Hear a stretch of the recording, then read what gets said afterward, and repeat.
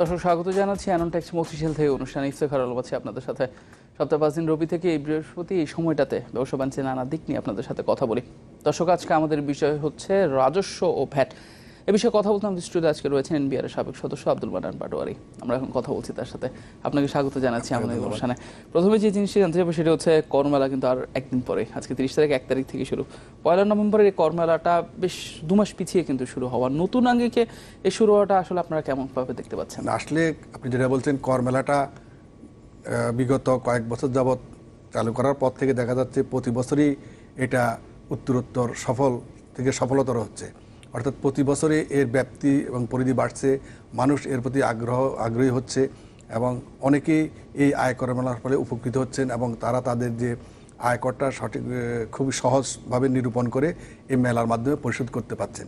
এজন্য আমি যেটা দেখতে পাচ্ছি যে আয়কর মেলার জনপ্রিয়তা দিন দিন বাড়ছে এবং জাতীয় রাজস্ব বোর্ডও প্রতি বছরই অত্যন্ত সফলভাবে এটাকে আয়োজন করছেন এবং তারই ধারাবাহিকতায় এই বছরও সেটা অনুষ্ঠিত হতে যাচ্ছে।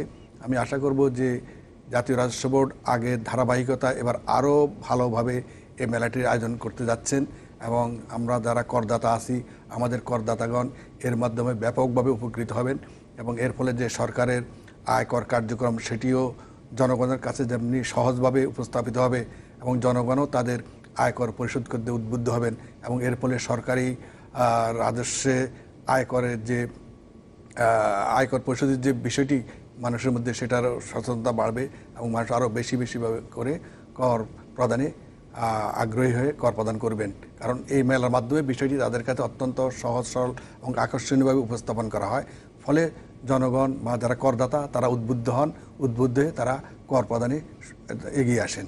আমি মনে করি এটি অত্যন্ত একটি সফল বিষয় এবং জাতীয় রাজস্ব বোর্ড এটি প্রবর্তন করার পর থেকে ক্রমান্বয়ে এর সাফল্য দিন দিন বেড়ে যাচ্ছে।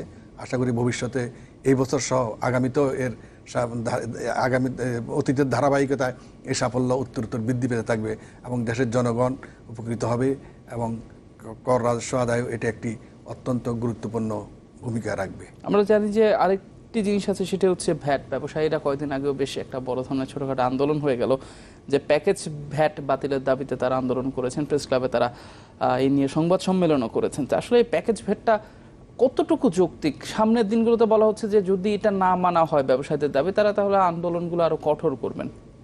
আসলে এই জিনিসটা আমরা যদি দেখি, প্যাকেজ ভ্যাট বলে কোনো কনসেপ্ট ভ্যাট আইনে নাই, নতুন ভ্যাট আইনেও নাই, আমাদের যে পুরনো ভ্যাট আইন সেখানেও ছিল না। কিন্তু আমাদের দেশের বাস্তবতার কারণে ব্যবসায়ীদের বিভিন্ন সুবিধা অসুবিধার কথা বিবেচনা করে আমাদের তৎকালীন ব্যবসায়ী সংগঠনের চাপে জাতীয় রাজস্ব বোর্ড এই ধরনের একটি ব্যবস্থা প্রবর্তন করেছিল, যেটি মূল ভ্যাট আইনের ভ্যাট কনসেপ্টের সাথে যায় না। তারপর দেশের প্রেক্ষিত বিবেচনায় বা বাস্তবতা নিরিখে তখন করা হয়েছিল। কিন্তু দেখা যাচ্ছে যে এই বিষয়টিকে আমরা এমনভাবে ধরে নিয়েছি যে এটি একটি পার্মানেন্ট ব্যবস্থা। আসলে যখন এটা করা হয়েছিল তখন এটা কিন্তু কোনো পার্মানেন্ট সিস্টেম হিসেবে করা হয় নাই। অর্থাৎ কিছুদিন যেহেতু আমাদের ব্যবসায়ীরা এখনও ভ্যাট আইন কানুনের বিষয়ে অভ্যস্ত না, সেজন্য তাদেরকে কিছুটা সময় দেওয়ার জন্যে এই ধরনের পদক্ষেপ নেওয়া হয়েছিল। কিন্তু আমরা সকলে জানেন যে আমাদের পুরনো ভ্যাট আইনটি নানা কারণে জটিল আকার ধারণ করায়, বিভিন্ন ইয়ার কারণে, ডিস্টরশনের কারণে তা আমাদের সরকার ভাবলো যে নতুন করে একটি ভ্যাট আইন প্রণয়ন করা দরকার। সেই লক্ষ্যে সরকার 2012 সালে যে নতুন ভ্যাট আইনটি পাশ করে, যেটি এখন আইনে পরিণত হয়েছে, সেটি গত বছরের জুলাই থেকে মানে বর্তমান অর্থ বছরের 1 জুলাই থেকে কার্যকর হওয়ার কথা ছিল। কিন্তু নানা কারণে ব্যবসায়ীদের কিছু আপনার প্রতিবাদ বা তাদের কিছু দাবি দেওয়া সমন্বয় করার জন্য তারা যে জাতীয় রাজস্ব চাপ সৃষ্টি করে, জাতীয় রাজস্ব বোর্ড সেগুলো পরীক্ষা নিরীক্ষা করে।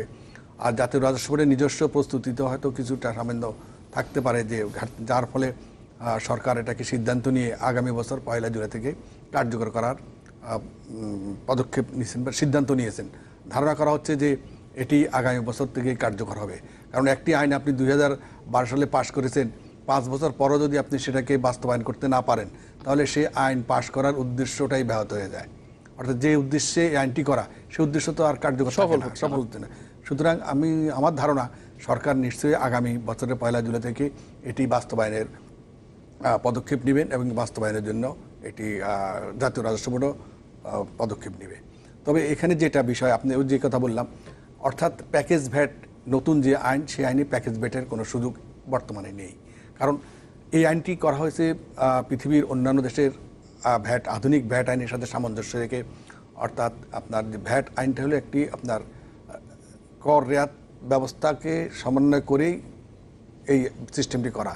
কিন্তু যখনই আপনার দেখা যায় যে কোনো একটা স্তরে এই কর রেয়াত সিস্টেমটা কার্যকর না হয়, তখন পুরো সিস্টেমটাই ডিস্টর্টেড হয়ে যায়।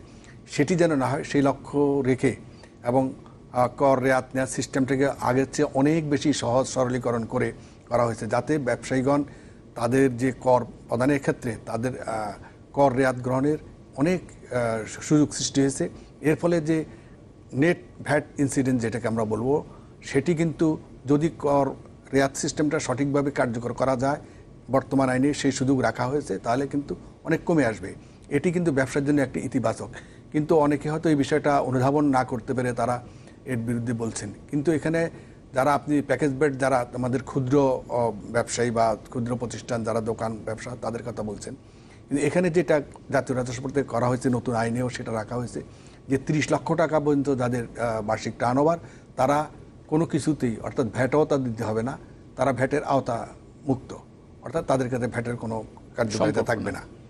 আর 30 থেকে 80 লক্ষ টাকা পর্যন্ত বার্ষিক টার্নওভার যাদের, তাদের 3% টার্নওভার কর পরিশোধ করতে হবে। সেটাও কিন্তু ভ্যাট নয়, টার্নওভার কর কিন্তু কোনো ভ্যাট নয়, এটা আমাদেরকে মনে রাখতে হবে। এটি একটি আলাদা কর, টার্নওভার কর। যদিও এটা ভ্যাট আইনের আওতায় আদায় করা হবে, কিন্তু এটা ভ্যাট সিস্টেমের সাথে এটা যায় না। এটার সুতরাং এখানে দেখা যাচ্ছে যে যে সকল ক্ষুদ্র ব্যবসায়ী এবং মাঝারি ব্যবসায়ীদের কথা বলা হচ্ছে, যে যারা হিসাবপত্র মেনটেন করতে পারবে না, কর রেয়াত গ্রহণ করতে পারবে না, তারা কিন্তু এটার আয়ত্তের বাইরে চলে যাচ্ছে। হ্যাঁ, এখন একটা প্রশ্ন থাকতে পারে যে 30 লক্ষ টাকা থ্রেশহোল্ড, এটা কি খুবই কম হয়ে গেল কিনা, বা 80 লক্ষ টাকা টার্নওভার সেটাও কি কম হয়ে গেল কিনা, সেটি আলোচনার বিষয় হতে পারে। পাটোয়ারি, কম বা বেশি হলো কিনা এই বিষয়ে আপনার সাথে একটু পরে কথা বলছি, ছোট একটা বিরতি নিয়ে। দর্শক, অ্যানোনটেক্স মতিঝিল থেকে অনুষ্ঠান নিচ্ছি ছোট একটা বিরতি, ফিরছি একটু পরে, সাথে থাকুন।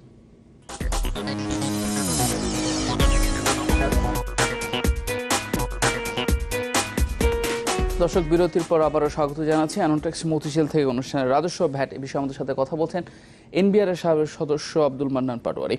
জনাব পাটোয়ারি, আমরা বিভিন্ন বিষয় নিয়ে কথা বলছিলাম এবং ব্যবসায়ীদের 30 লক্ষ টাকা থেকে 80 লক্ষ টাকা কম না বেশি এই বিষয়ে কথা বলছিলেন।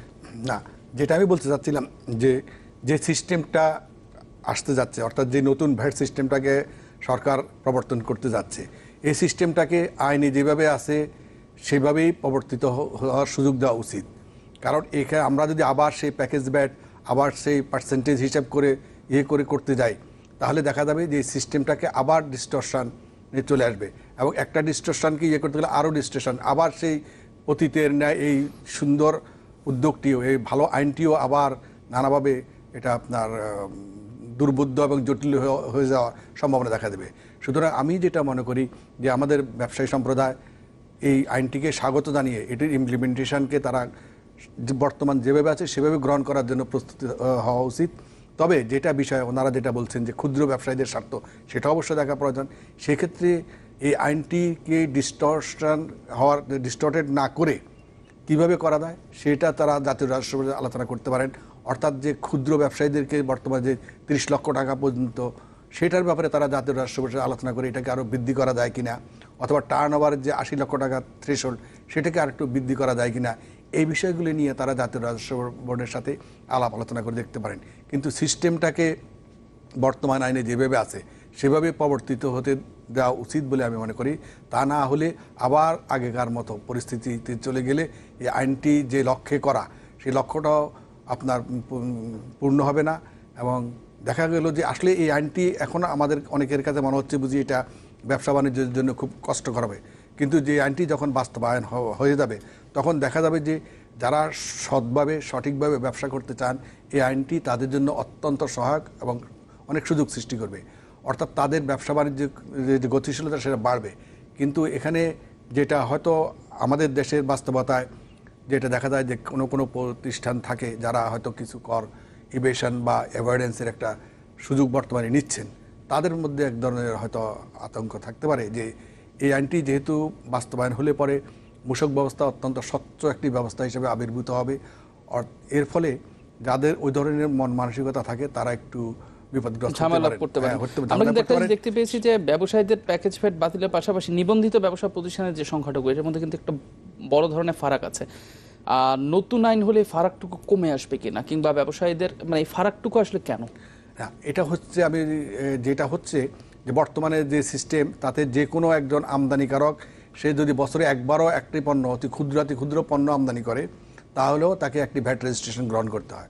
অর্থাৎ তার হয়তো দেখা গেলো সে স্বাভাবিকভাবে কোনো ব্যবসায়ী না, স্বাভাবিকভাবে সে কোনো পণ্য প্রতিদিন আমদানি করবে না, বা হয়তো কোনো প্রয়োজনে সে বছরে একবার বা দুইবার একটি পণ্য আমদানি করতে চায়, সেক্ষেত্রেও তাকে একটি ভ্যাট রেজিস্ট্রেশন নিতে হয়।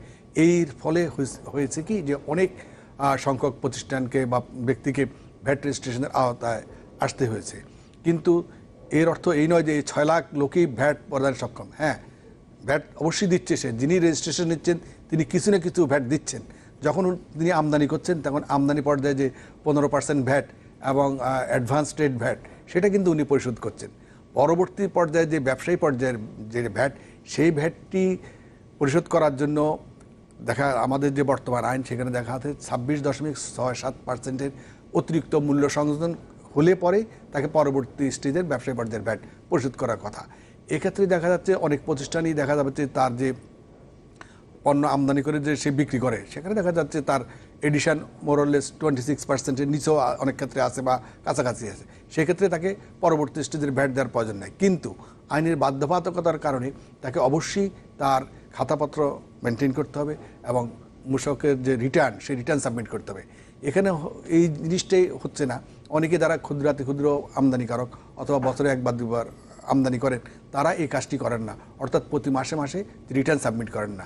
এর ফলে দেখা যাচ্ছে যে নিবন্ধিত প্রতিষ্ঠান মানে ভ্যাট রেজিস্ট্রেটেড প্রতিষ্ঠান এবং রিটার্ন সাবমিট করা প্রতিষ্ঠানের মধ্যে এর একটা বড় ধরনের গ্যাপ সৃষ্টি হয়ে যাচ্ছে। কিন্তু তাই বলে এই নয় যে যারা রেজিস্ট্রেশন যেহেতু করছে তিনি কোনো না কোনো পর্যায়ে কিছু ভ্যাট হলেও পরিশোধ করেছেন। আমদানি করতে হলে তাকে অবশ্যই ভ্যাট পরিশোধ করতে হয়েছে, অর্থাৎ পরবর্তী স্টেজের ব্যবসায়ী স্টেজের ভ্যাট এক্ষেত্রে সে রিটার্ন না দেওয়ার ফলে এখানে একটা গ্যাপ সৃষ্টি হচ্ছে। বিষয়টি এরকম।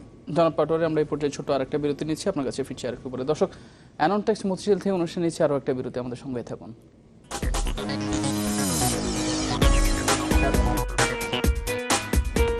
দর্শক, বিরতির পর আবারও স্বাগত অ্যানন ট্যাক্স মতিঝিল থেকে অনুষ্ঠানে। জনাব পাটোয়ারি, বিভিন্ন বিষয় নিয়ে কথা বলছিলাম। শেষের দিকে আমরা যে জিনিসটি এখন জানতে চাইবো সেটা হচ্ছে অনলাইন ব্যবস্থায় কিন্তু আমরা পা দিয়েছি ডিজিটালাইজেশনের, এনবিআর এর আয়কর দেওয়ার পাশাপাশি রিটার্নের বিষয়টুকু। এটি আসলে আমাদের যে লক্ষ্যমাত্রা পূরণের যে কথাগুলো বলা হচ্ছে, সেই সাথে ডিজিটালাইজেশনের যে দিকে যে আগানোর কথা আপনারা এর আগে অনেকবার বলেছেন, সেটার জন্য আসলে কতটুকু সহায়ক হবে? আসলে আপনি যেটা বলছেন যে অনলাইন সিস্টেম যদি পুরোপুরি কার্যকর হয়, সেটা যেমন করদাতাদের জন্য সুবিধাজনক, তেমনি যারা কর সংগ্রাহক অর্থাৎ সরকারের প্রতিষ্ঠান জাতীয় রাজস্ব, তাদের জন্য অত্যন্ত ভালো। সেই বিবেচনায় আয়করের ক্ষেত্রেও যেমন অনলাইনে বেশ অগ্রগতি সাধিত হয়েছে, ভ্যাটের ক্ষেত্রেও আমাদের কাস্টম সিস্টেমও অটোমেটেড সিস্টেম, এখন অলরেডি অটোমেটেড সিস্টেমে কাস্টমস ডিউটি আদায় হচ্ছে। ভ্যাটটাকেও অনলাইনের মাধ্যমে অটোমেটেড সিস্টেমে নিয়ে আসা হচ্ছে। সেই জন্য জাতীয় রাজস্ব বোর্ড প্রকল্প গ্রহণ করেছে। সেই প্রকল্প আমার মনে হয় বাস্তবায়নের প্রায় কাছাকাছি চলে এসছে। এটি যখন বাস্তবায়িত হবে তখন দেখা যাবে যে করদাতাদের জন্য বা মূসকদাতাদের জন্য এটি অত্যন্ত ইতিবাচক হবে। এই কারণে যে এখন তাদের যে প্রতি মাসে রিটার্ন সাবমিট করার জন্য কাগজপত্র সহ প্রতিটি ভ্যাট সার্কেলে ভ্যাট অফিসে আসতে হয়। অনলাইনে যখন সে এই সুযোগটা পাবে, তখন সে তার অফিস থেকে সরাসরি আপনার মূসক রিটার্ন সে সাবমিট করতে পারবে এবং সব কিছু তার অনলাইনে থাকার ফলে তার বিষয়গুলি জাতীয় রাজস্ব বোর্ডের নখদর্পণে থাকবে, কমিশনারেটগুলোর নখদর্পণে থাকবে। তারা তাকে কাগজপত্র দাও, তার প্রতিষ্ঠানে গিয়ে হামলা করে কাগজপত্র নিয়ে আসা, এই ধরনের কোনো কিছুর প্রয়োজন হবে না। জাতীয় রাজস্ব বোর্ড তার অফিসে বসেই তার সকল তথ্য পাবে, সেটি বিচার বিশ্লেষণ করে দেখবে তার কোনো মূল্য সংযোগ ফাঁকি হচ্ছে কিনা। ফাঁকি হলে তাকে অডিটের আওতায় এনে তার বিরুদ্ধে আইনগত ব্যবস্থা নেবে এবং ফাঁকিকৃত রাজস্ব আদায়ের ব্যবস্থা করবে। কিন্তু বর্তমান সিস্টেমে যেরকম তার অফিসে গিয়ে কাগজপত্র নিয়ে চলে আসা বা তাদেরকেও প্রতি মাসে মাসে এসে রিটার্ন সাবমিট করতে, এর ফলে হয় কি যে যখনই অনেকে মূসক রিটার্ন সাবমিট করতে আসেন, তখন অফিসে এক অভিযোগ শোনা দেয় যে কোনো কোনো ক্ষেত্রে তাদেরকে অফিসে যারা কর্মরত থাকেন তারা তাদেরকে নানাভাবে একটু সহায়তা না আগে তাদের কাছ থেকে, কিন্তু এই জিনিসটা থাকবে না। হয়রানি বলতে আমরা হয়তো অনেক ক্ষেত্রে কিছু কিছু কোনো অর্থ দাবি করা, এই ধরনের অভিযোগ শোনা যায়। এই ধরনের অভিযোগগুলো আর থাকবে না। তাহলে কি আমরা বলতে পারি যে দিবেন তিনি তার অফিসে বসে দেখবেন, যেহেতু সরাসরি ভ্যাট কর্মকর্তাদের সাথে তার কোনো যোগাযোগ হচ্ছে না, সুতরাং ওই অভিযোগটি উঠার আর কোনো সুযোগ থাকছে না। তাহলে কি আমরা বলতে পারি যে সামনের দিনগুলোতে যে লক্ষ্যমাত্রার কথা বলা হচ্ছে সেটা পূরণে আমরা সক্ষম হব? আমার তো ধারণা যে মূল্য সংযোজন কর এবং কাস্টমস যেভাবে আগাচ্ছে এবং আয়কর প্রত্যেকটা ক্ষেত্রে কিন্তু উল্লেখযোগ্য অগ্রগতি দেখা যাচ্ছে। বর্তমান বছরে যে আয়কর বলি বা মূল্য সংযোজন কর বলি, শুল্ক কাস্টম ডিউটি যেটা বলি, সেটি আদায়ের যে গতি ট্রেন্ড আমি যেটা লক্ষ্য করছি, আমার ক্ষেত্রে অত্যন্ত পজিটিভ মনে হচ্ছে। এই ট্রেন্ড যদি বজায় থাকে, যেহেতু দেশে এখন অত্যন্ত সুন্দর একটা রাজনৈতিক স্থিতিশীলতা বিরাজ করছে এবং ব্যবসা বাণিজ্যের ক্ষেত্রে একটা সুন্দর পরিবেশ বিরাজ করছে, আশা করা যায় যে বর্তমান বছরের যে নির্ধারিত লক্ষ্যমাত্রা সেটি বছর শেষে আমার কেন যেন মনে হয় হয়তো আদায় হয়ে যেতে পারে। জনাব পাটোয়ারি, আপনাকে অসংখ্য ধন্যবাদ আমাদের অনুষ্ঠানে আসার জন্য। যে আশাবাদটুকু ব্যক্ত করেছেন সেই আশাবাদের দিকে আমরা আশা করছি যে লক্ষ্যমাত্রা পূরণের কথা বলা হচ্ছে সেটি পূরণ সম্ভব হবে। আপনাকে ধন্যবাদ। আপনাকে ধন্যবাদ। দর্শক, অ্যানোনটেক্স মতিঝিল থেকে অনুষ্ঠান আজকে পর্যন্ত। আগামী পর্বে নতুন কোনো বিষয় নিয়ে কথা হবে। ততক্ষণ পর্যন্ত চ্যানেল 24 এর সাথে থাকুন।